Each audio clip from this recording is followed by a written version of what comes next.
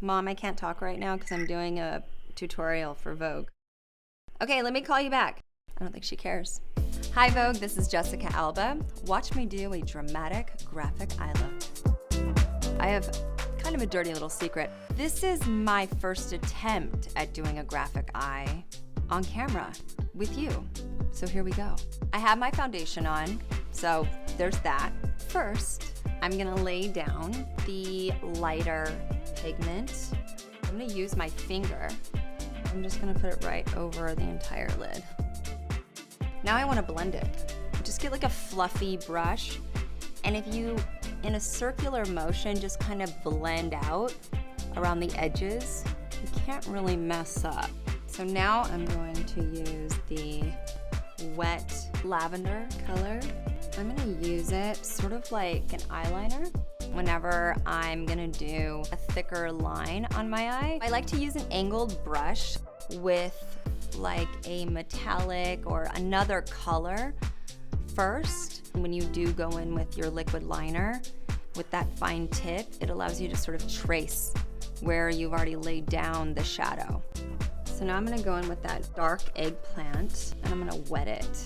Wetting a dry eyeshadow is a way to sort of treat it like a liquid liner, but it's a lot more forgiving. Because I did this initially with the lighter, I'm just sort of tracing over where that was. And I'm gonna go in with a little Q-tip and just kind of twist and clean it up. Now I have to do the other side. They're never even. It's really hard to get the right and the left matching. You can go in with a makeup remover wipe, and if you put a really thin Q-tip and then you drape it over, you can just go in and fix any mess up and really even out that line. That's better. Okay, feeling good about this. So now I'm going for a fine tip liquid liner. The liquid liner just really pops and it looks great when it's next to the lash line. Make it as thick as you want, as thin as you want, and you can draw it out, you know, really as high as you want and at any angle. It's sort of your comfort level. Now it looks a little crazy because I need my eyebrows on. I always like to go a little bit lighter than my actual hair color when I start mid and work my way out. But with a graphic eye, you need to have a strong brow because it balances out the face. You see the difference. I think with a graphic eye, you need to have a nice, clean skin look because you want your eyes to pop. I really like to use a bronzer that has mica in it, which means those little shimmery bits. Not so much that you look like a disco ball, but just gives definition to the face. Go into the cheekbones where you would normally put a little blush, but instead you're using bronzer. And then bring it into the crease of your lid and just sort of like brings it all together. Now the lip. I'm gonna use a liner.